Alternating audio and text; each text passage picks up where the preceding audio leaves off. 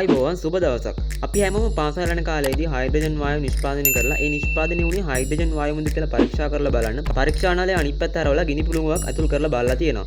ඒකට හයිඩ්‍රජන් වායු දහනය වෙලා පොප් 50ක් ඇති වෙනවා. මේ විදිහට හයිඩ්‍රජන් වායු පුරවන බැලුම් බෝලයක් ගිනි තිබොත් ඒකට මොනවා වෙයිද?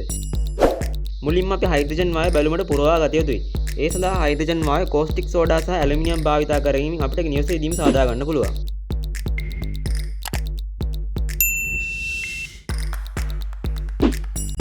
Five minutes later.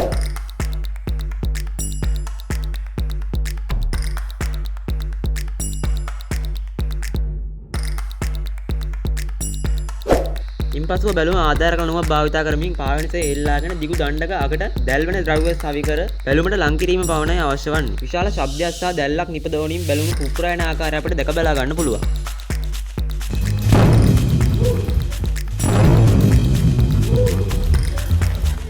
ඉතින් වීඩියෝ එක හොඳ නම් වීඩියෝට ලයික් කමෙන්ට් කරලා ඔයාගේ යාළුවන්ටත් බලන්න මේ වීඩියෝ එක ෂෙයා කරන්න අමතක කරන්න එපා. අප සමග දිගටම විද්‍යාව තාක්ෂණයේ අරමුණේ සොයන්න කැමති අය ඉන්නවා නම් channel එක subscribe කරලා notification all දාගන්න මතක් කරනවා. පරිස්සමෙන් ඉන්න ඊළඟ වීඩියෝ එකෙන් හැමෝම ගිහින් එන්න.